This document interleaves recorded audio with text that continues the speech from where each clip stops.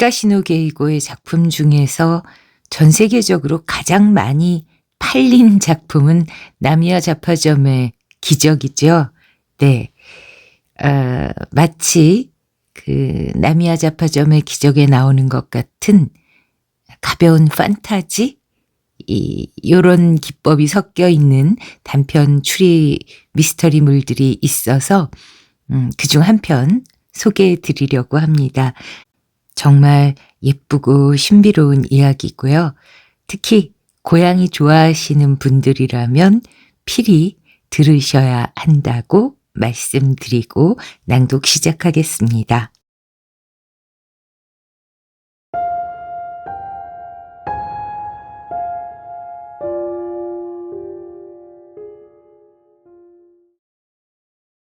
히가시노 게이고 사파이어의 기적.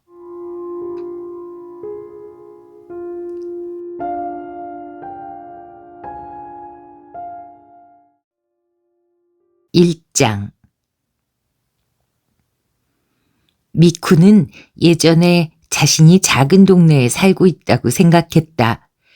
쇼핑은 근처에서 다 해결할 수 있고 학교까지는 도보로 10분도 걸리지 않는다. 친구네 집에도 쉽게 오갈 수 있다. 동네를 걸어가면 아는 사람이 말을 걸어오지 않는 경우가 오히려 더 드물다. 하지만 초등학교 5학년이 되면서 그건 단순히 자신의 행동 반경이 좁았기 때문이라는 것을 깨달았다. 아주 조금만 더 나가도 그때까지 전혀 본 적 없는 세상을 만날 수 있었던 것이다.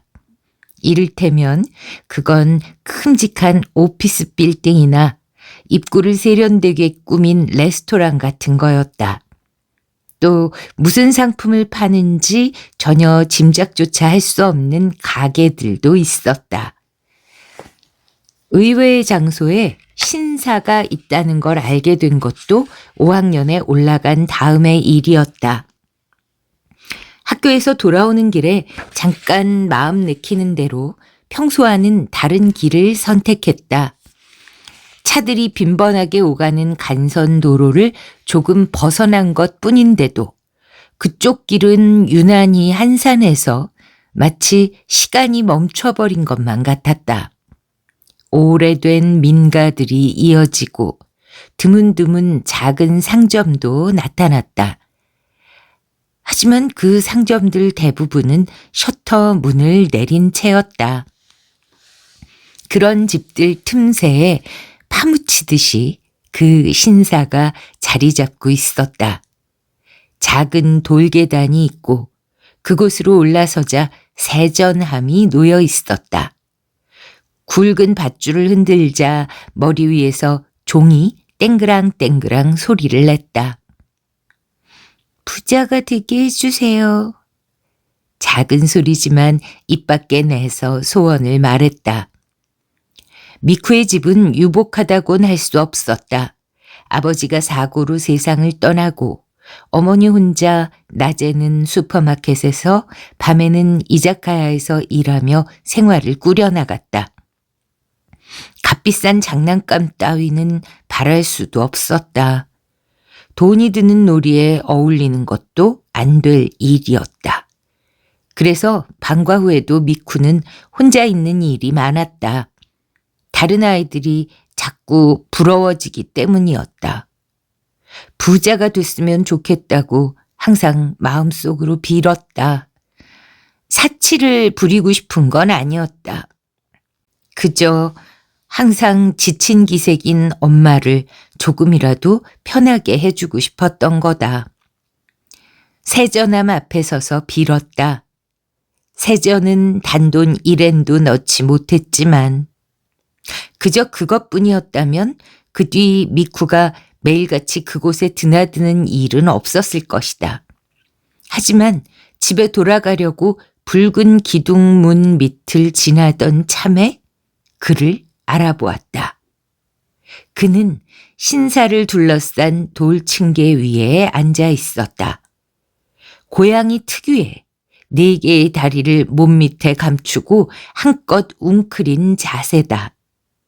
흡사 철학적 난제라도 궁리하는 듯 사려 깊은 표정으로 눈을 가늘게 뜨고 말이다. 연갈색 줄무늬였다. 이마에만 조금 진한 갈색이 몇 줄기 그어져 있다. 미쿠는 그에게로 가까이 다가갔다. 도망치지 않을까 했는데 움직이지 않았다. 그리고는 흘끗 그녀 쪽으로 눈길을 던졌다. 왜? 나한테 볼 일 있어? 라고 묻는 느낌이었다. 미쿠는 손을 내밀어 그의 몸을 쓰다듬었다. 털은 부드러워서 마치 새 붓 같았다. 그는 그르렁그르렁 목을 울렸다. 좋아해 준다는 걸 알고 미쿠는 마음이 놓였다.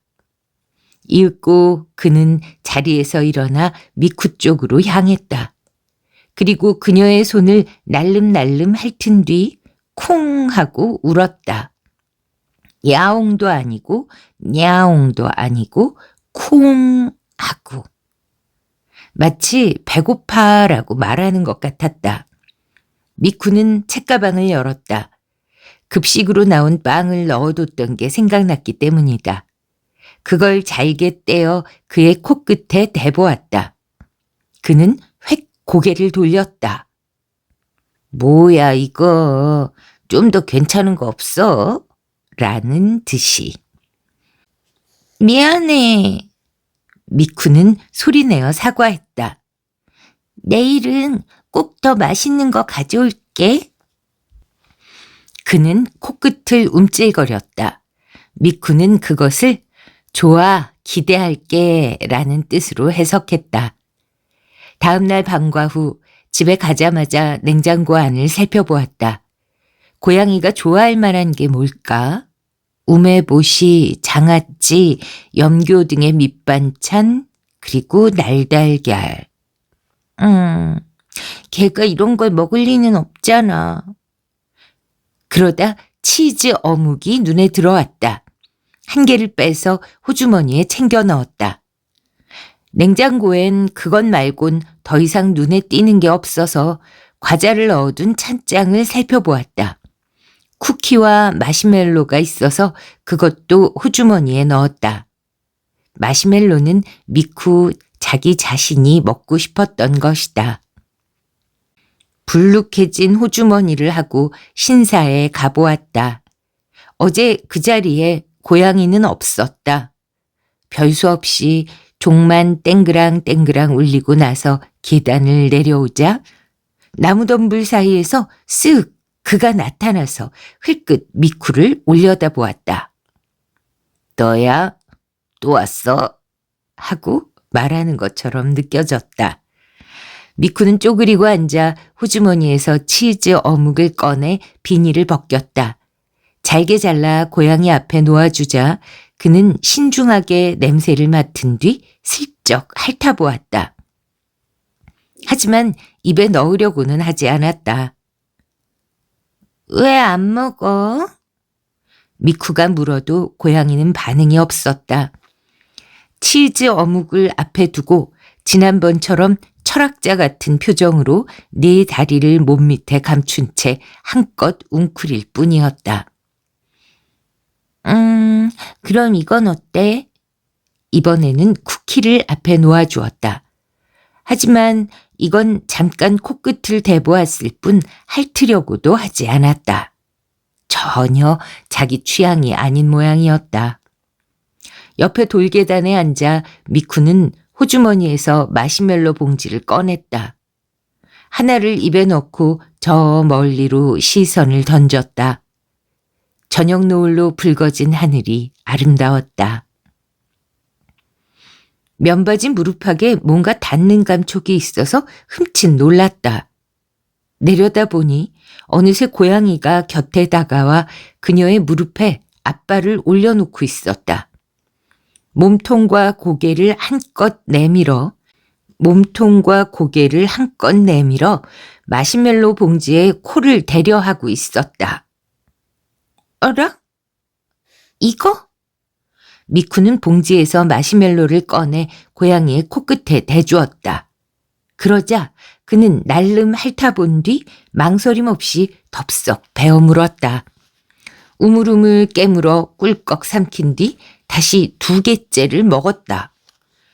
그렇게 몇 번 되풀이하자 마시멜로는 모두 그의 뱃속으로 사라졌다. 하지만 그는 아직 만족하지 않은 기색으로 코끝으로 봉지를 톡톡 건드렸다. 미쿠는 또 1개의 마시멜로를 내밀었다. 2봉지째 마시멜로를 싹 비우고 만족을 했는지 고양이는 미쿠의 무릎 위에 올라앉아 그대로 동그랗게 몸을 말았다. 마치 어서 빨리 쓰다듬으라고 하는 것 같았다. 미쿠는 그의 몸을 쓰다듬었다. 그러자 그르렁그르렁 목을 울리는 소리가 울렸다. 그렇게 하고 있으려니 미쿠의 마음도 편안해졌다. 그날부터 학교에서 돌아오는 길에 신사에 들르는 게 일과가 되었다. 학교에 과자를 가져가는 건 금지돼 있지만 몰래 마시멜로 봉지를 책가방 속에 감추어 두었다.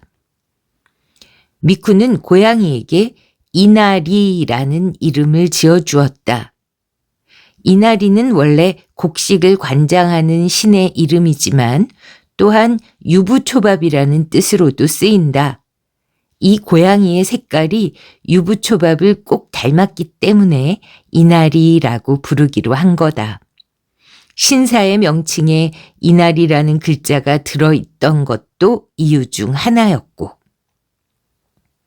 이나리에게는 목걸이도 달아주기로 했다.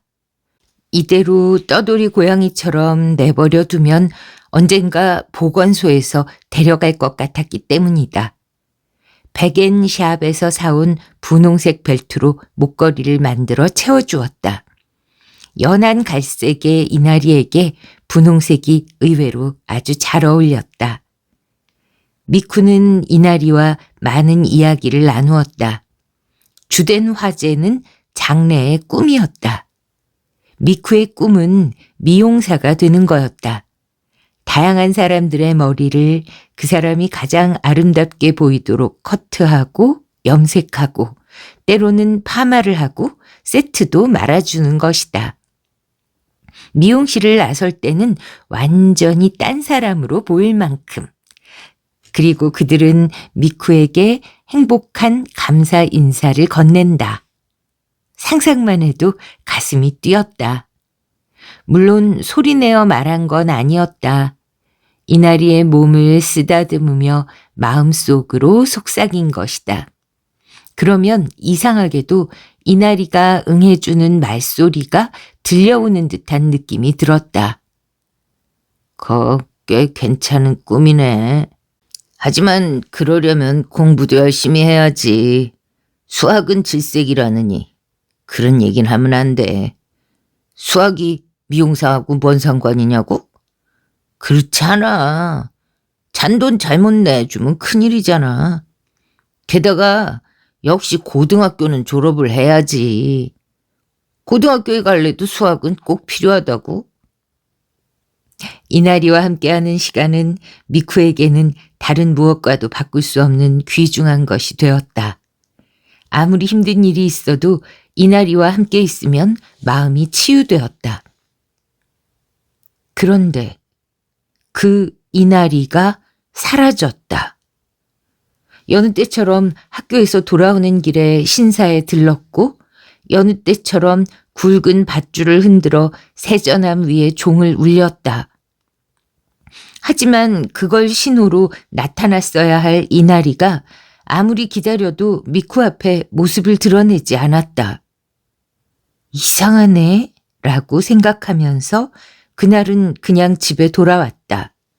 하지만 다음날 밤과 후 신사에 도착해 찾아봤지만 역시 이나리는 없었다. 다음날도 그 다음날도 이나리는 보이지 않았다. 신사에는 작은 사무실이 딸려 있어서 사람이 있기도 하고 없기도 했다. 미쿠는 한 번도 말을 나눈 적은 없지만 용기를 내서 거기 있던 사람에게 물어보았다. 상대는 백발머리의 아저씨였다. 그러고 보니 그 고양이가 요즘 통 안 보이는구나. 아저씨는 이나리의 존재는 인식하고 있는 것 같았다. 어디로 갔는지 모르세요? 미쿠의 물음에 아저씨는 쓴웃음을 지었다. 글쎄다. 이 떠돌이 고양이니까 어딘가 다른 데로 둥지를 옮긴 거 아닐까? 그럴 리가 없다고 미쿠는 생각했다. 이나리가 마음대로 어딘가로 떠났을 리는 없다. 적어도 나한테 아무 말도 없이. 하지만 그 뒤에도 이나리는 눈에 띄지 않았다. 점차 미쿠도 신사에 걸음을 하지 않게 되었다. 그런 식으로 2주일쯤 지났을 무렵이었다. 학교에서 돌아오는 길에 간선도로가의 인도를 걷고 있던 미쿠의 눈에 익숙한 것이 뛰어들었다. 가드레일 기둥 하나에 분홍색 벨트가 묶여 있었던 거다. 급히 뛰어가 확인했다. 틀림없었다. 이나리에게 채워줬던 그 목걸이였다. 미쿠가 직접 만든 거라서 잘못 볼 리가 없었다. 어떻게 된 거지? 어떻게 된 거야? 혼란스러운 머릿속으로 무슨 일이 일어났는지를 생각해 보았다. 곧바로 답은 찾아졌지만 그 사실을 받아들이는 걸 머리가 거부하고 있었다. 목걸이가 묶여있던 가드레일 밑에는 꽃이 놓여 있었다. 2장 길가에 꽃이 받쳐진 게 어떤 의미인지 어린 미쿠도 잘 알고 있었다. 뭔가의 원인으로 거기서 목숨을 잃은 사람이 있다는 뜻이다. 아니, 반드시 사람에 국한되는 건 아니다. 아무튼 누군가의 목숨이 상실된 것이다. 미쿠의 하루 일과는 신사에 드나들던 것에서 목걸이가 묶여있던 가드레일을 지켜보는 것이 되었다. 누가 거기에 꽃을 바쳤는지 확인하기 위해서였다. 미쿠가 처음 발견했을 때 꽃은 아직 싱싱한 새 꽃이었다. 어쩌면 정기적으로 꽃을 바치는 사람이 있는 게 아닌가 하고 생각하게 됐던 거다. 다행히 근처에 작은 공원이 하나 있어서 거기에 앉아 문제의 가드레일을 지켜볼 수 있었다. 그렇다고는 해도 하루 24시간을 지키고 있을 순 없다. 학교에서 돌아오는 길에 1시간 남짓 벤치에 앉아 책을 읽거나 쉬는 척하면서 상황을 살펴볼 뿐이었다. 이런 짓을 해봤자 쓸데없다.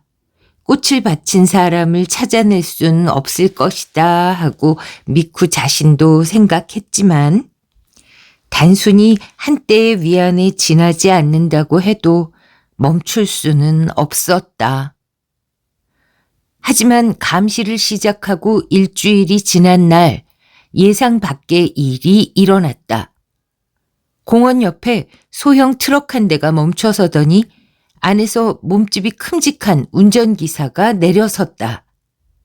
그의 손에는 작은 꽃다발이 들려 있었고 방치돼 있던 시든 꽃을 치우고 대신 그걸 바닥에 내려놓았다.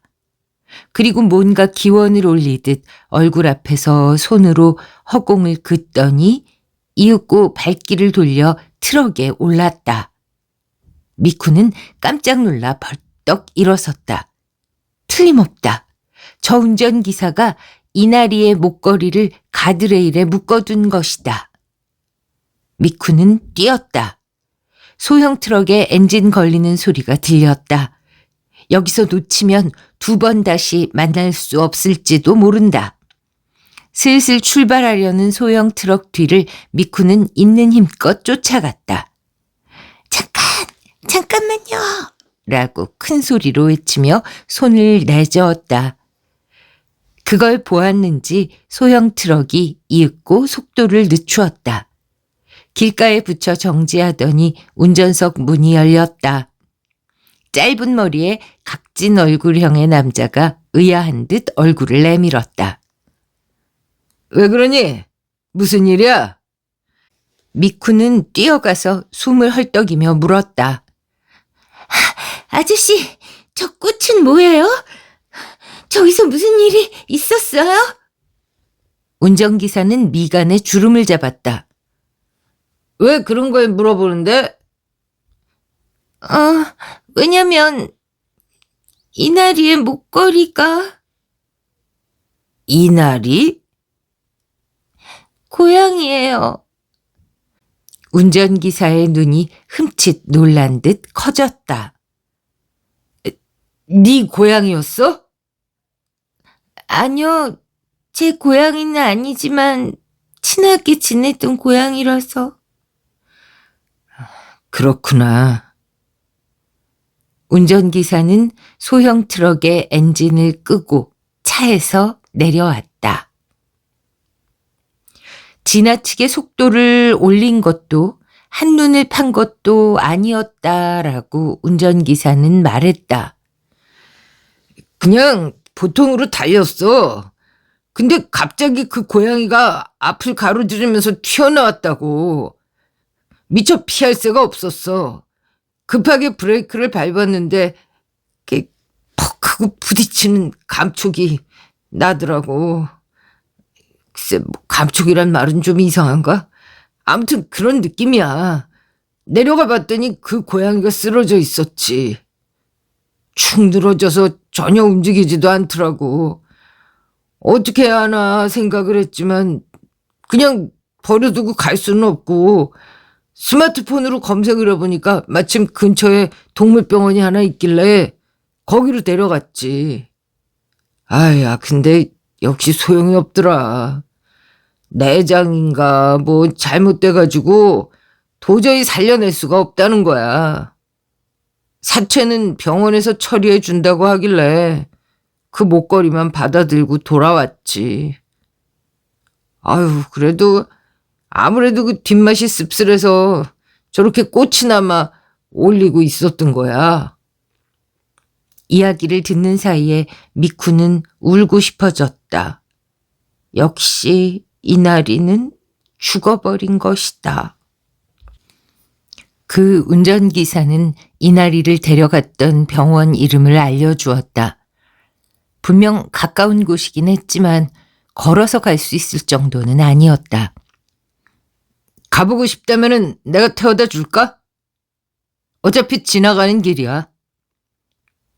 낯선 사람을 따라가선 안 된다. 차에 타서는 절대 안 된다라고 어렸을 때부터 배웠다.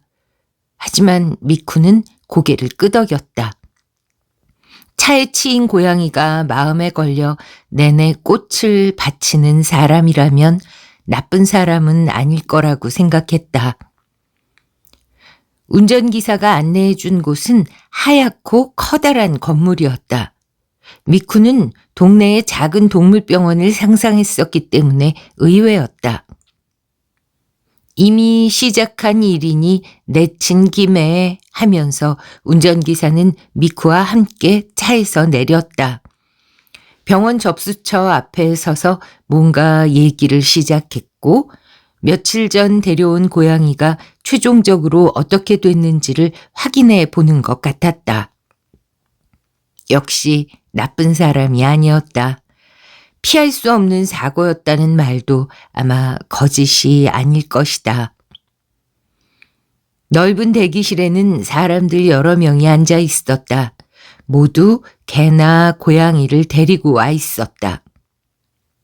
길을 잘 들인 건지 어떤 반려동물도 얌전하게 주인 곁에 앉아 있었다. 어쩌면 뭔가 병이 들거나 부상을 입었기 때문에 힘이 없는 것일까? 어찌됐건 그들은 살아있으니 그나마 낫다고 미쿠는 생각했다. 이나리는 이미 이 세상에 없다. 돌아올 수 없다. 이날이 하고 마음속으로 불러보았다. 이제 더는 그 부드러운 털을 쓰다듬을 수 없는가라고 생각하니 견딜 수 없이 슬퍼졌다. 이날이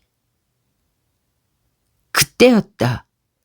미쿠의 마음속에 문득 뭔가가 들어오는 기척이 느껴졌다. 그건 속삭이는 소리 같기도 하고 그리운 냄새 같기도 하고 따뜻한 바람 같기도 했다. 미쿠는 고개를 들어 주위를 둘러보았다. 진찰실로 향하는 문 말고도 또 하나의 다른 문이 있고 간호실이라고 표시되어 있었다. 그곳에서 부부인 듯한 남녀 2명이 막 나오는 참이었다. 출입은 자유로운 모양이었다. 미쿠는 자리에서 일어섰다. 뭔가의 기척이 그쪽에서 나오는 것처럼 느껴졌기 때문이다. 안으로 들어가니 수많은 케이지가 줄줄이 놓여 있고 입원 중인 것으로 보이는 개나 고양이가 웅크리고 있었다. 좁은 공간에 갇혀 있는 그 모습들이 불쌍해 보였다. 미쿠의 모습을 본 한 포메라니안이 힘없이 꼬리를 흔들었다. 그리고 그 안쪽에 또 하나의 문이 있었다. 관계자 외 출입 금지라는 공지문이 붙어 있긴 했다. 하지만 미쿠는 그 문에서 시선을 뗄 수가 없었다. 그녀의 마음을 수런거리게 하는 것의 정체가 그 건너편에 있는 것만 같아서 견딜 수 없었던 거다. 침을 꿀꺽 삼키고 손잡이를 돌렸다. 열쇠가 잠겨있지 않아서 문은 아무런 저항 없이 잘 열렸다.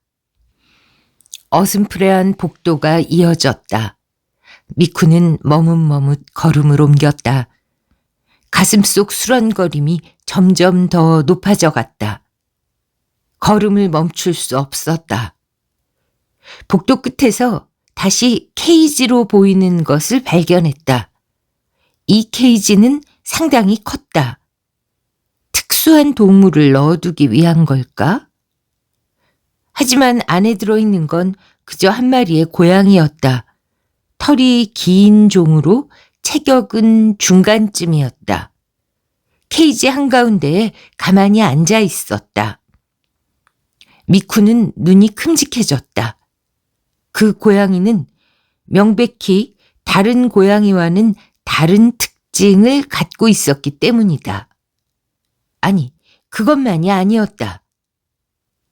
그 순간 누군가 어깨를 잡는 바람에 하마터면 비명을 지를 뻔했다. 소리조차 내지 못한 건 공포와 놀람이 너무 컸기 때문이었다. 돌아보니 하얀 의사 가운을 입은 남자가 서 있었다. 여기서 뭐 하고 있지? 남자가 물었지만 미쿠는 대답할 수 없었다. 입만 뻐끔뻐끔 움직였을 뿐이다. 남자는 케이지 앞에 있던 커튼을 급히 닫았다. 그리고 낮은 목소리로 말했다. 이 고양이에 대한 건 아무한테도 말하면 안 된다. 알았지? 그는 다짐을 하고 미쿠의 얼굴을 지그시 들여다보았다. 미쿠는 아무 소리도 내지 못한 채 깊숙이 머리를 2번 끄덕였다. 그 남자에게 등을 떠밀리듯 미쿠는 그 자리를 나왔다. 조금 전에 간호실로 돌아오자 남자는 출입금지 공지문이 붙은 문에 열쇠를 채웠다. 대기실에서는 소형 트럭 운전기사가 내내 미쿠를 찾아다녔던 모양이었다. 어디 갔었느냐고 조금 화난 목소리로 말했다. 죄송해요. 입원 중인 동물들을 좀 보느라. 그랬어? 아이, 그래도 잠깐 한마디쯤 해주고 갔으면 좋았잖아. 그렇게 말하고 운전기사는 목소리를 낮춰 뒤를 이었다. 그 고양이 말인데 역시 살려내지 못한 모양이야. 유채는 업자한테 부탁해서 화장해달라고 했다고 하네. 유골이 어떻게 됐는지는 모르겠다고 하고. 네. 미안하지만 내가 할 수 있는 건 여기까지야. 너 집이 어디니? 태워다 줄게. 미쿠는 고개를 저으며 혼자서 갈 수 있다고 대답했다. 그리고 다시 한번 간호사실 쪽을 돌아보았다. 하얀 옷을 입은 조금 전의 의사가 문 앞에 서 있었다. 그는 미쿠에게 차가운 시선을 던지고 있었지만 쓱 얼굴을 돌리고 문을 열더니 그대로 안으로 사라졌다. 3장 3장은 세월이 조금 흐른 뒤의 이야기입니다. 큼직한 바구니 안을 들여다보고 니시나는 한숨을 내쉬었다. 갓 태어난 아기 고양이 5마리가 밀치락달치락 어미 타바사의 젖을 다투고 있었다. 누가 봐도 귀엽다고 느낄 만한 풍경이지만 니시나의 마음은 착잡했다. 타바사는 암컷 친칠라 실버 고양이다. 혈통도 확실하고 털의 결도 곱다. 이번에 태어난 새끼들은 흰색이 3마리에 회색이 2마리. 모두 나름대로 생김새가 예뻐서 아마도 여기저기 알리면 키워줄 사람이야 쉽게 찾을 수도 있을 것이다. 아이고, 그래도 여기까지가 한계야. 저도 모르게 중얼거렸다. 옆에 소파에서 뜨개질을 하던 아내가 쓴웃음을 지었다. 드디어 포기할 마음이 든 모양이지? 딱 한 번만 더 도전해보고 싶은 마음도 있긴 한데. 안 돼. 새끼 고양이 돌봐주는 게 얼마나 힘든 줄 알아? 걷어줄 사람 찾기도 힘들다고. 아, 그거야 나도 알지. 당신이 고생이 많았어. 니시나는 올해 60이 된 아내 쪽을 돌아보았다.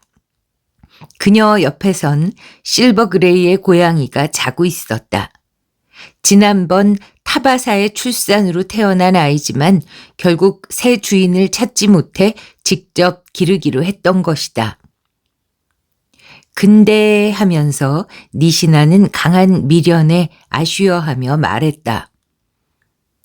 아, 근데 다음 판에는 꼭 성공할 것 같은 마음이 든단 말이야.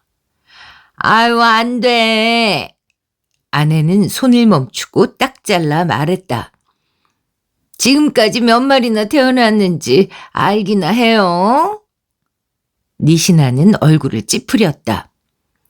아, 그야 알지. 나도 그걸 안 세어본 건 아니야. 지난번까지 모두 15마리야. 이번이 5마리니까 모두 합해서 15마리라고. 여보, 내가 자꾸 잔소리하는 것 같지만 만약에 이번에 7마리가 태어나면 어쩌나 하고 내내 걱정했었어. 아, 글쎄 그럴 걱정은 없다고 했잖아. 타바사가 저 몸으로 7마리씩 낳을 일은 없지. 실제로 5마리로 끝이잖아. 내가 볼 때는 어쩌다 그냥 운이 좋았던 것 같은데? 아무튼 이번으로 끝이야. 응? 다음에 또 임신하면 그냥 아유, 안 돼. 한 마리로 끝날 리가 없잖아. 하지만 여보, 그거는 그냥 어차피 징크스잖아. 그렇게까지 괜히 겁낼 필요가 있을까? 어머머, 무슨 소리야. 그런 아니한 생각으로 규칙을 깼던 사람들이 죄다. 예외 없이 저주를 받았다는 거. 당신도 모르지 않잖아. 아유, 그야 그렇지만. 그만 포기해. 아내는 강한 어조로 말하고 다시 뜨개질을 시작했다. 기어코 계속 해야겠다면은 나하고 헤어진 다음에 해. 응? 나까지 그 저주에 휘말리고 싶지 않으니까. 니시나는 입가를 삐뚤음하게 틀고 해싱해싱해진 머리를 극적였다. 아이고, 알았어. 그나저나 그렇게 되면은 애들 아빠는 어떻게 하지? 우리 집에 계속 놓아둘 수도 없고. 뭐 나는 어느 쪽이든 상관없어. 하지만은 계속 기를 거라면은 거세해야지. 아니면은 어딘가에 다른 브리더한테 양도하는 방법뿐이네. 아이고, 받아줄 사람이 있기나 할는지. 아내는 부지런히 손을 움직이면서 고개를 갸우뚱했다. 이미 프로브리더들 사이에서는 사파이어의 기적은 일어나지 않는다는 게 정설이 된 모양이더라고. 뭐 반려동물로라도 받아줄 사람이 있지 않을까? 기르는 것만으로도 자랑거리가 될 텐데. 2년 전이라면 또 모르지만 지금은 좀... 나는 그냥 우리 집에서 여생을 보내는 게 제일 좋다고 생각해. 지금까지 여러 주인을 전전해 왔으니까 이제는 슬슬 한 곳에 자리를 잡게 해줘야지. 거세하고? 어머, 그건 물론이지. 저주받고 싶지는 않으니까. 니시나는 끙차하고 몸을 일으켰다. 어머, 어디 가려고? 왕의 심기가 어떠신지 가보려고. 니시나는 거실을 나와 옆방 앞에 섰다. 문에는 고양이가 드나들 수 있게 작은 출입구가 만들어졌다. 이곳뿐만이 아니다. 이 집의 모든 문이 그런 것이다. 정년 퇴직 후에 취미로 고양이 브리더를 시작했을 때 그런 식으로 개조했다. 하지만 이제 브리더도 그만둘 때라고 생각했다. 아니, 실은 벌써 몇 년 전에 그만두려고 했었다. 체력적으로 힘들었기 때문이다. 하지만 고양이 한 마리와의 만남이 그 생각을 돌려놓았다. 이 고양이로 마지막에 다시 한번 꽃을 피우고 싶다고 생각했던 것이다. 문을 열고 안으로 들어갔다. 정원을 마주하고 있는 서양식 방이다. 넓은 출창이 달려 있었다. 그곳이 유독 마음에 든 모양이어서 왕의 방이라고 부르게 되었다. 그리고 여느 때처럼 그는 그곳에 있었다. 정원 쪽을 향한 채 유유히 앉아 있었다. 햇빛을 받아 긴 털이 반짝였다. 연한 파란색으로. 처음 여기에 왔을 때는 좀 더 선명한 파란색이었다. 2년 전이라면 또 모르지만 이라고 아내가 말했던 것도 고개가 끄덕여진다.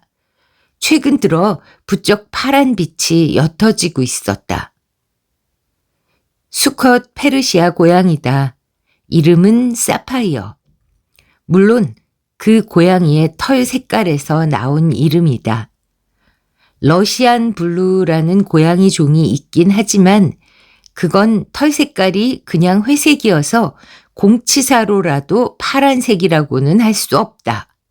하지만 이 사파이어의 털은 완전한 블루였다. 처음 본 사람은 반드시 말하곤 했다. 염색한 거냐고. 하지만 그렇지 않다는 것은 한동안 길러보면 금세 알 수 있다. 새로 생기는 털이 보기에도 선명한 파란색인 것이다. 출생에 대해 상세한 건 알려져 있지 않다. 이탈리아의 부호가 기르고 있었는데 사업에 실패하고 자살하는 바람에 경매에 나온 것을 일본인 사업가가 낙찰했다라는 것이 가장 오래된 기록이다. 하지만 웬일인지 그 일본인 사업가도 급사하고 말았다. 가족과 함께 떠난 여행지에서 승선한 배가 침몰한 것이다. 사파이어는 그의 자식인 6마리 새끼 고양이와 함께 집에 남겨두고 떠났던 여행이었기 때문에 무사했다. 6마리의 새끼 고양이? 그렇다. 사업가는 사파이어의 자손을 만들려고 했던 것이다. 그 마음은 충분히 이해할 수 있다. 파란 털을 가진 고양이 종을 만들어낸다면 반려동물 사업에 일대 혁명을 일으킬 수 있다는 것은 확실했다. 사파이어는 결국 그 다음 주인에게로 옮겨져 갔다. 그 주인도 파란 페르시아 고양이의 번식을 원했다. 하지만 몇 번을 도전해도 태어나는 새끼 고양이는 평범한 털 색깔을 갖고 있을 뿐이었다. 그리고 그 주인도 사망하고 말았다. 산길을 운전하고 가다가 핸들을 미처 꺾지 못해 추락사고를 일으킨 것이었다. 원인 불명이었다. 운전 실수라고 밖에는 생각할 수 없었다. 사파이어가 그 주인에게 간 지 1년째 되던 때의 일이었다. 사고가 일어난 것은 사파이어에게 17마리째의 새끼가 태어나고 사흘 뒤의 일이었다. 주인은 번식을 위해 3마리의 암컷 페르시아 고양이를 구했다. 하지만 유감스럽게도 어떤 암컷 고양이도 파란색 털의 새끼를 낳지 못했다. 신비한 매력을 가진 파란 털의 페르시아 고양이는 그 뒤에도 여러 주인의 손에 넘어갔다. 호사가도 있는가 하면 프로 브리더도 있었다. 요즘은 집사라고 더 흔히 말하는 모양이지만 아무튼 그렇다. 어떻든 그들의 목적은 세상에도 희귀한 파란색 털의 혈통을 만들어내는 것이었다. 그 꿈은 어느새 사파이어의 기적으로 불리게 되었다. 하지만 많은 사람들이 도전한 끝에 실패하고 사라졌다. 단지 좌절할 뿐이라면 그나마 다행이었다. 문제가 중대한 것은 반드시라고 해도 좋을 만큼 주인들이 모두 목숨을 잃었다는 것이었다. 이윽고 한 가지 징크스가 전해지게 되었다. 사파이어의 새끼를 얻으려 한다면 16마리까지만 하라. 17마리째의 새끼 고양이가 태어나면 그로부터 며칠 이내에 집사에게 죽음이 찾아온다. 왜 17마리인지는 알지 못한다. 하지만 한 가지 설이 있었다. 페르시아 고양이의 기원은 16세기에 이탈리아에 건너온 장모종의 고양이라고 전해진다. 그리고 이탈리아에서 17은 불길한 숫자로 여겨진다. 17은 로마 숫자로 하면 알파벳 표기상 XVII가 되고 이것은 VIXI라고 그 순서를 바꿀 수 있다. 이것은 나는 살아있다라는 의미의 라틴어 VIVO, vivo의 과거형으로 나는 살았었다. 즉, 지금은 죽었다라는 뜻이 되기 때문이라는 것이었다. 일반적으로 징크스란 적당히 꾸며낸 것이 대부분이다. 하지만 사파이어의 저주에는 확고한 증거가 있었다. 주인들이 목숨을 잃은 상황은 이 조건에 딱 맞아 떨어졌기 때문이다. 목숨을 잃지 않은 주인은 모두 17마리째의 새끼를 만들기 전에 사파이어를 다른 사람에게 내놓았던 것이다. 사파이어가 니시나에게로 온 건 2년 전이었다. 브리더 동료가 번식에 도전했다가 역시 잘 되지 않아 단념했다고 해서 그가 양도받기로 했었다. 니시나의 집에는 건강한 암컷 페르시아 고양이 타바사가 원래 있었다. 타바사의 은빛 털은 때로는 푸르스름하게 보이는 일도 있었기 때문에 타바사라면 기적을 일으킬 수도 있지 않을까 하고 기대했던 것이다. 하지만 꿈은 이루어지지 않았다. 타바사가 낳은 15마리의 새끼 고양이는 모두 평범한 페르시아 고양이였다. 물론 타바사 때문은 아니었다. 니시나는 손을 내밀어 사파이어의 등을 쓰다듬으려고 했다. 하지만 손끝이 닿을락말락 하는 참에 파란 털의 왕은 고개를 들어 쓱 노려보면서 크 하고 낮게 부르짖었다. 마치 마음대로 내 몸에 손대지 말라는 듯이. 이런 때 억지로 만지려 들면 자칫 물리기도 한다. 관상용으로서는 모르겠지만 이 고양이는 애완용으로는 전혀 적합하지 않았다. 이전 주인도 도무지 사람을 따르지 않는 녀석이라고 말했었다.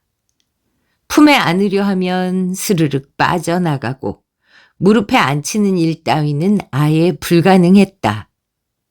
먹이만 해도 접시에 담아준 것 외에는 결코 먹질 않았다. 인간이 손으로 먹여주려고 하면 적의를 드러내며 으르렁거리는 소리를 올려내곤 했다. 그 점에 대해서는 2가지 설이 있었다. 하나는 이전 주인에게 의리를 지키려는 게 아니냐는 것이다. 첫 주인이자 선박 침몰로 사망한 사업가의 집에서는 사람을 잘 따랐다는 얘기가 전해지고 있기 때문이다. 실제로 주인의 무릎에 기분 좋게 앉아있는 사진이 남아 있었다. 또 한 가지는 질병이 아닌가 하는 설이었다. 사파이어는 전에 심각한 지병이 있어 오래 살지 못할 거라는 얘기가 나왔었다. 가까스로 그 병을 이겨냈지만 치료의 영향으로 성격이 변해버린 게 아니냐고들 하는 것이었다. 사실인지 거짓인지는 알 수 없었다. 사파이어가 니시나에게 왔을 때 이미 사람을 따르지 않는 고양이였다는 것만은 사실이었고. 4장. 니시나에게는 자주 이용하는 동물병원이 있었다.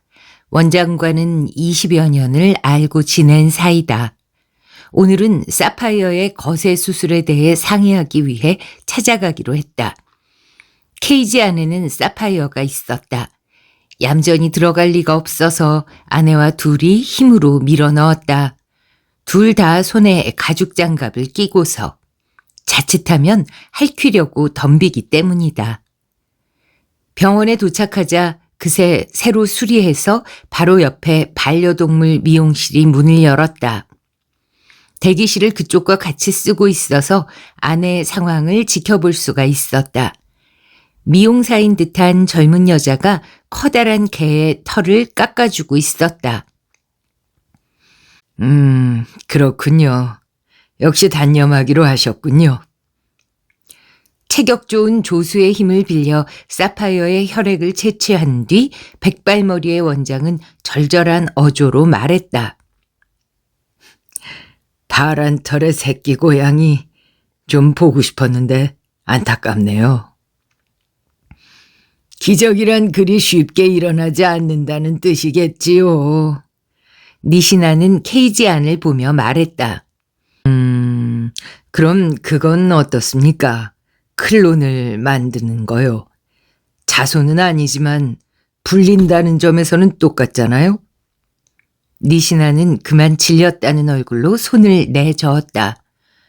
에이, 아닙니다. 이전에도 도전한 사람이 있었대요. 돈 엄청 들였다죠. 근데 낳아놓고 보니까 그냥 흰 고양이였답니다. 유전자가 똑같아도 반드시 색깔까지 똑같이 나온다고 할 수는 없는 모양이에요. 세계 최초의 클론 고양이도 삼색 고양이 유전자를 물려받았건만 색깔은 두 가지 색이었대나 어쨌대나. 그렇습니까? 아닌 게 아니라 기적은 쉽게 일어나지 않는 모양이군요. 원장은 어깨를 움츠렸다. 혈액검사 결과를 본 뒤에 수술 타이밍을 정하자고 해서 니시나는 일단 진찰실을 나왔다. 대기실에서 차례를 기다리고 있으려니 옆에 미용실에서 젊은 아가씨가 나왔다. 아직 20살이 안 되었을 것이다. 면바지에 트레이너 차림이었다. 그녀는 니시나 앞을 지나가던 참에 발을 멈추고 옆에 놓인 케이지 안을 들여다보았다. 그러더니 깜짝 놀란 듯 눈을 둥그렇게 뜨고 있었다. 희한하지? 파란색 고양이. 미리 말해두겠는데 얘는 염색한 거 아니야. 하지만 니시나의 말이 귀에 들어오지 않은 것처럼 그녀는 진지한 표정으로 케이지 안을 들여다보았다. 아무래도 호흡까지 조금 거칠어진 것 같았다. 그리고 조그맣게 뭐라고 중얼거렸다. 응? 이날이? 저 잠깐 안아봐도 될까요? 아니야, 안 하는 게 좋을 거야. 이 녀석 성격이 워낙 까다로워서 사람을 따르지 않는다고 할까, 포악하다고 할까. 그래도 안아보고 싶어요. 안아보게 해주세요. 그녀는 머리를 숙였다. 이거 참 난처하네. 나야 괜찮지만 자칫하면은 물릴 수도 있다니까. 게다가 케이지에서 한번 나오면 다시 넣기가 보통 힘든 게 아니야. 그땐 저도 도와드릴게요. 부탁합니다. 이렇게까지 간절하게 부탁을 하니 도저히 안 된다고 거절할 수가 없었다. 상대는 동물을 다루는데 익숙한 사람이니 뭐 괜찮겠지 하는 마음도 들었다. 아이고, 그럼 잠깐만 안아봐요. 처음 손댈 때 특히 조심해야 해. 네 라고 대답하고 그녀는 케이지의 투명문을 열었다. 그러고는 망설이는 기색도 없이 두 손을 안에 넣었다. 금세라도 사파이어가 성을 내며 그녀의 손을 깨무는 건 아닐까 하고 니시나는 조마조마했다. 하지만 그런 일은 일어나지 않았다. 아가씨의 품에 안긴 상태에서도 사파이어는 지극히 얌전했다. 그녀는 옆에 의자에 앉아 무릎 위에 사파이어를 앉혔다. 그래도 사파이어는 전혀 날뛰는 기색이 없었다. 그러기는커녕 그녀가 등을 쓰다듬어 주자 그르렁그르렁 목을 울리는 것이었다. 믿을 수가 없네. 니시나는 저절로 신음소리가 흘러나왔다. 아무리 동물을 다루는데 프로라고 해도 이 녀석이 이렇게 금세 잘 따르다니. 아가씨는 뭔가 생각이 난 듯 얼굴을 들었다. 그리고 니시나에게 물었다. 여기 좀 더 계실 거예요? 딱히 급한 일은 없어. 그럼 잠시만 기다려주세요. 그렇게 말하고 그녀는 사파이어를 의자에 앉혔다. 그러고는 얌전히 기다려야 해 라고 말한 뒤 종종걸음으로 사라져갔다. 이 또한 놀랄 일이었다. 그녀가 하라는 대로 사파이어가 의자 위에 예의 바르게 앉아있는 것이었다. 그녀가 간 쪽을 지그시 쳐다보면서. 이게 어떻게 된 일인가 싶어서 니시나는 손을 내밀어 보았다. 하지만 등줄기의 털에 니시나의 손이 닿자마자 사파이어는 획 돌아보며 캣 하고 위협했다. 당장이라도 덤벼들 것 같아 급히 손을 걷어들였다. 조금 전에 아가씨가 돌아왔다. 손에 하얀 봉지를 들고 있었다. 그러자 뭔가를 알아본 것처럼 지금까지 얌전히 앉아있던 사파이어가 의자 위에서 몸을 일으켰다. 거기서 더 나아가 쿵 하고 울었다. 니시나가 여태까지 들어본 적이 없는 어리광을 부리는 듯한 귀여운 소리였다. 아가씨가 봉지에서 뭔가를 꺼내 들었다. 마시멜로였다. 그것을 사파이어의 얼굴에 가까이 가져다 댔다. 그러자 더더욱 믿을 수 없는 일이 일어났다. 사파이어가 고개를 길게 빼고 냄새를 맡는가 싶더니 그 마시멜로를 덥석 입에 문 것이다. 그뿐만이 아니었다. 몇 번이고 거듭 받아먹어서 마침내 마시멜로 한 봉지를 다 먹어치웠다. 이럴 수가 있나? 마시멜로를 먹는 것도 놀랍지만 사람이 손으로 주는 걸 덥석 받아 먹다니. 아가씨 대체 무슨 마법을 쓴 거야? 하지만 그녀는 대답하지 않았다. 그 대신 눈 주위가 순식간에 붉어졌다.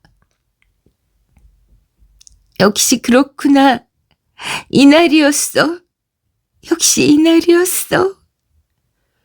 그러고는 감개무량한 듯 눈물을 주르륵 흘리며 사파이어를 끌어안았다.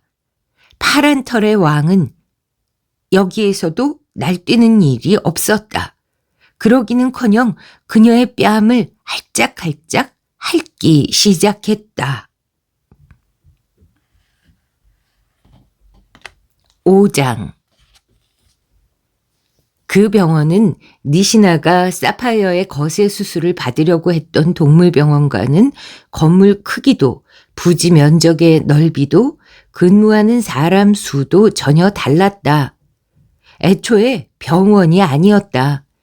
정식 명칭에 연구소라는 단어가 들어있는 것이다. 동물 치료도 하기는 하지만 그건 어디까지나 연구의 일환으로서 하는 모양이었다. 그 연구소의 응접실에서 니시나는 한 사람을 마주하고 앉았다. 하얀 피부에 얇은 입술이 약간 냉철한 인상을 빚어내는 인물이었다. 의학박사 학력이 들어가 있는 명함에 의하면 이름은 안자이였다. 그가 얘기를 시작했다. 니시나 씨가 보내주신 편지를 보고 상당히 놀랐어요. 그 고양이의 정체를 알아보는 사람이 있을 거라고는 생각을 못했으니까요. 어린아이는 역시 감수성이 뛰어나군요. 현대과학으로는 설명할 수 없는 무언가가 분명히 있는 모양입니다. 어린아이라고 해도 18살 된 아가씨예요. 올해 고등학교를 졸업했다고 하던데. 바로 그 동물 미용실의 아가씨다. 이름은 미쿠라고 했다. 원래는 사람 머리카락을 손질하는 미용사가 되고 싶었는데 고등학생 때 동물 미용사에 대한 것을 알고 방향을 전환했다고 한다. 제가 만났을 때는 아직 어린애였죠. 출입 금지 구역에 몰래 들어와서 사파이어를 목격했던 모양이에요. 그게 사파이어 수술이 끝나고 한 달쯤 지난 다음이었을 겁니다. 그 수술이라는 게 바로 그 수술이었군요. 니시나는 슬쩍 시선을 들어 상대를 보았다. 앉아있는 고개를 끄덕였다. 네, 그 수술입니다. 니시나는 들고 온 가방에서 서류 한 장을 꺼냈다.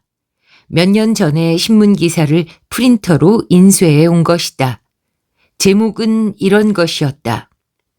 고양이의 뇌 전체 이식 기술 확립. 이미 몇몇 사례 성공.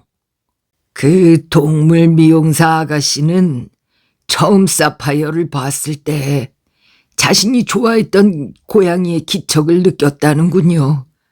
아니지. 그것보다 그 기척이 이끌었다고 했어요. 그 기척에 이끌려서 수수께끼 같은 그 병실에 들어갔는데 웬 신기한 파란색 고양이가 있었다는 거예요. 그 얘기만 들었을 때는 나도 별 생각이 없었는데 그 병원 이름을 듣고 보니 뭔가 마음에 걸리더라고요. 어디선가 들은 적이 있는 것 같았으니까요. 이윽고 이 기사를 봤던 게 생각났죠. 그래서 이번에 연구 책임자인 교수님께 편지를 보냈던 겁니다. 앉아있는 한숨을 흘렸다. 아, 멋진 추리력이십니다. 제가 편지에서도 말했었지만 이 일을 공개적으로 밝힐 생각은 없어요. 그저 진실을 알고 싶을 뿐이지요. 그 동물 미용사 아가씨한테도 알려주고 싶고요. 그러니 얘기를 좀 해주시겠습니까? 앉아있는 굳었던 입가를 풀고 웃으면서 팔짱을 꼈다. 네, 모두 다 말씀드릴 생각으로 이렇게 만나 뵙기로 했습니다. 편지에 의하면 니시나 씨도 파란 털 고양이 만들기에 뛰어든 적이 있으셨던 모양이던데요. 그렇다면은 사파이어한테 지병이 있었다는 건 알고 계셨겠죠? 얘기로는 들었지만 자세한 것까지는. 앉아있는 둘째 손가락으로 자신의 머리를 툭툭 쳤다. 뇌종양이었어요. 차례차례 침범해서 여기 실려왔을 때는 이미 움직이지도 못하는 상태였습니다. 어떻게든 살려달라고 했지만 우리로서도 손쓸 도리가 없는 상황에 이르렀더라고요. 오직 단 한 가지 방법이 남아 있었지만 그 방법이라는 게 바로. 니시나는 서류에 시선을 던졌다. 네, 뇌 이식입니다. 앉아있는 침착한 어조로 말했다. 다른 고양이의 뇌로 바꾸는 거죠. 사파이어를 구할 방법은 그것밖에 없었습니다. 하지만 문제가 있었어요. 아직 뇌 이식 기술이 완전히 확립되지도 않았었고 우리가 실험한 3가지 사례도 이미 실패였습니다. 그런데도 그 당시 주인은 아무래도 괜찮으니까 일단 수술부터 해달라고 하더군요. 비싼 값을 치르고 입수한 고양이인 만큼 자손을 남기기도 전에 떠나보내고 싶진 않았던 거였어요. 제 추측입니다만 아마도 그랬겠죠. 아무튼 근데 문제가 더 있었습니다. 이식할 뇌를 어디에서 조달하느냐는 거였죠. 남겨진 시간도 그리 많지 않았고요. 그 주인이 직접 어디서든 떠돌이 고양이를 잡아오라고 부하 직원한테 지시하기까지 했습니다. 하지만 하필 적합한 크기의 고양이가 눈에 띄지 않았던 모양이에요. 말씀드리는 걸 깜빡했지만 이식을 위해서는 몇 가지 조건이 맞아야 합니다. 그 중에서도 제일 중요한 조건이 크기죠. 두개골에 들어가지 않을 만큼 너무 커도 곤란하고 너무 작아도 안 되니까요. 이래저래 초조해 하던 때에 우연히 뛰어든 것이 차에 치여 빈사 상태에 빠진 고양이였습니다. 그게 바로 그 미용사 아가씨 고양이였군요. 네, 목걸이는 채워져 있었지만 주인이 누군지는 알 수가 없었습니다. 내장이 파열돼서 살려낼 가망도 없었죠. 하지만 뇌는 기적적으로 무사했어요. 사파이어와의 적합성도 아주 높았고 우리는 그래서 수술을 하기로 전격 결정했던 겁니다. 그 결과가 보기 좋게 성공을 했군요. 네, 기대 이상의 성과가 나왔죠. 수술 후의 상태도 아주 안정적이었습니다. 유감이었던 건 정식 기록으로 남길 수 없었다는 점입니다. 사파이어 같은 고양이는 이 세상에 없으니까 사진으로 찍으면 당장 정체가 드러나겠죠. 결국 발표하는 것에 대해 주인의 허가를 얻을 수가 없었습니다. 안자이에 의하면 2달간의 입원 끝에 사파이어는 주인에게로 돌아갔다고 한다. 아, 그렇게 된 일이었군요. 하하, 이제 여러 가지 수수께끼가 풀렸네요. 사파이어의 개성이 어느 시기부터 갑자기 변해버렸던 것도 이제는 이해가 되고 말입니다. 네, 고양이한테도 개성은 중요하죠. 사파이어 같은 경우가 아니었다면 뇌를 바꿔서라도 살리려는 주인은 어디에도 없죠. 그 외에도 우리가 실시했던 이식 수술은 어디까지나 연구 목적의 것뿐이었습니다. 그렇겠죠. 그나저나 그 뒤에 뇌이식의 연구는 진척이 있었습니까? 아니요, 고양이에 대해서는 그게 끝이었습니다. 우리 역할은 끝났어요. 무슨 말인지 몰라 니시나가 고개를 갸웃거리자 안자이는 비정한 웃음을 보였다. 최종 목적은 인간의 뇌 이식이에요. 고양이의 뇌는 그 형상이 인간하고 아주 흡사하거든요. 그래서 인간 뇌 연구 모델에 적합했던 것뿐입니다. 인간의 뇌 이식? 네. 그게 가능해지면 나이 든 사람이 뇌사한 젊은이의 몸을 빌려 새로운 삶을 살 수 있다는 것도 그저 꿈 같은 얘기만은 아닙니다. 뭐 한참 나중에 일이 되겠지만요. 그나저나 사파이어는 어떻게 됐죠? 그 아이는 그 미용사 아가씨한테 보냈어요. 그 아가씨라면 애지중지 잘 길러주겠지요. 무엇보다도 그 고양이가 유일하게 잘 따르는 사람이고 그 녀석한테도 행복한 일이겠지요. 안자이는 그다지 표정을 바꾸지 않은 채 거참 다행이네요 라고만 말했다. 6장 니시나가 그 기사를 인터넷에서 보게 된 것은 사파이어를 보내고 나서 10달쯤 지났을 무렵이었다. 아내가 여보 이것 좀 봐요 하면서 찾아준 것이다. 기사 제목은 전설의 파란 고양이 새끼가 줄줄이 새로운 비즈니스가 될까? 라는 것이었다. 내용을 읽어보고 깜짝 놀랐다. 사파이어의 피를 물려받은 새끼 고양이가 속속 태어나고 있다는 내용이었기 때문이다. 게다가 새끼 고양이들은 모두 부친의 파란색 털을 물려받았다는 것이다. 사파이어의 주인인, 즉 그 미쿠라는 아가씨가 인터뷰에 답하고 있었다. 새끼를 낳게 할 생각은 없었어요.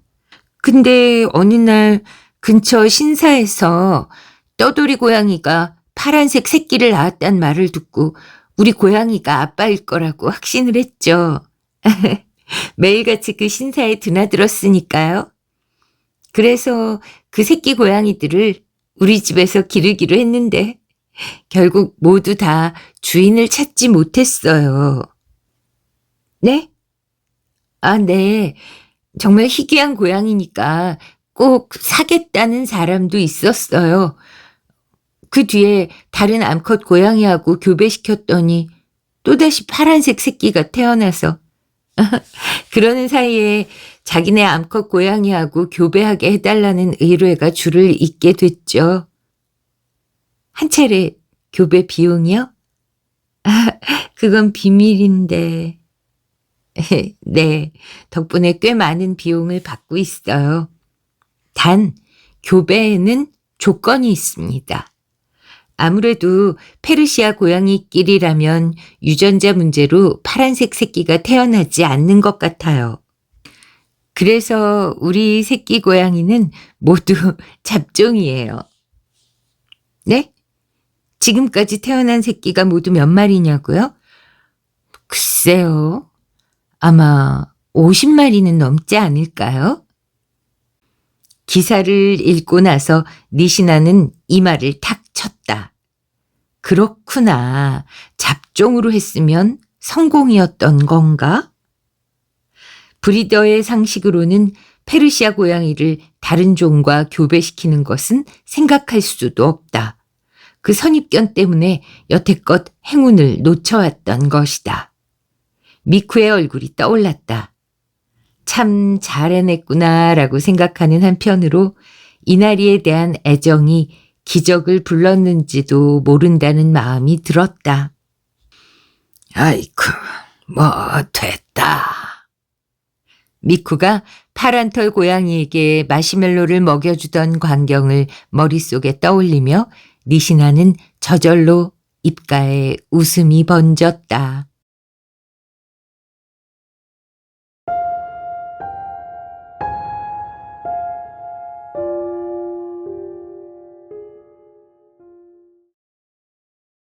네, 요렇게 끝났습니다.